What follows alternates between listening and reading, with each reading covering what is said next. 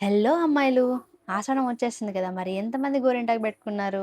నేనైతే పొద్దునుంచి వెయిట్ చేస్తున్నాను. మా సాన్వి ఎప్పుడు పడుకుంటదా? ఎప్పుడు గోరింటాకు పెడదామా అనేసి. ఫైనల్‌గా తనైతే పడుకుంది. నేను గోరింటాకు పెట్టడం కూడా కంప్లీట్ చేశాను. ఇదే ఫస్ట్ టైమ్ తను పెట్టుకోవడము. ఇలా చిన్న చిన్న చేతులకు గోరింటాకు పెడితే ఎంత క్యూట్‌గా అనిపిస్తుందో గదా! అది బాగా పండే వరకు ఉంటదేమో అనుకున్నాను. కానీ మధ్యలోనే నిద్ర లేచింది. అయినా పర్లేదు రెడ్‌గానే వచ్చింది. తను చూడండి ఎంత క్యూట్‌గా సూపర్ సూపర్ అని చెప్తుంది చూసుకొని. మళ్ళీ మళ్ళీ తన చేతుల్ని జూసుకుంటుంది. ఏమైంది నా చేతులకు అనేసి. ఎందుకంటే ఫస్ట్ టైమ్ పెట్టాం గదా! కొంచెం ఎక్సైట్ అవుతుందనమాట. పిల్లలకి ఎలా పెట్టినా బానే ఉంటది. చూడండి ఎంత క్యూట్‌గా ఉందో. తర్వాత నాకు గూడా పెట్టు అని మా ఆయనని ఒక గంట సేపు బతిమిలాడితే ఒప్పుకున్నాడు. గోరింటాకు పెట్టడానికి. మా ఆయనతో పెట్టించుకోవడం నేనైతే ఇదే ఫస్ట్ టైమ్.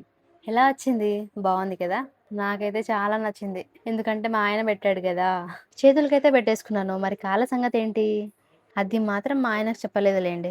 ఏంటి ఈమె ఏం చేస్తుంది అనుకోకండి. దీన్ని శ్రీపాద గోరింటాకు అంటారంట. రీల్స్ చూస్తుంటే కనిపించింది. మనం గూడా ఎందుకు ట్రై చేయొద్దు అని ట్రై చేస్తున్నా. ఇదైతే ఒక గిన్నెలో గోరింటాకు కొంచెం నీళ్ళేసుకొని మన కాళ్ళు మునిగేదాకా పెట్టుకోవాలి. ఒక 15, 20 మినిట్స్ పెట్టుకున్న తర్వాత నాకైతే ఇలా రెడ్‌గా వచ్చింది. ఇంకా కాసేపు పెట్టుకుంటే ఇంకా రెడ్‌గా వస్తుంది.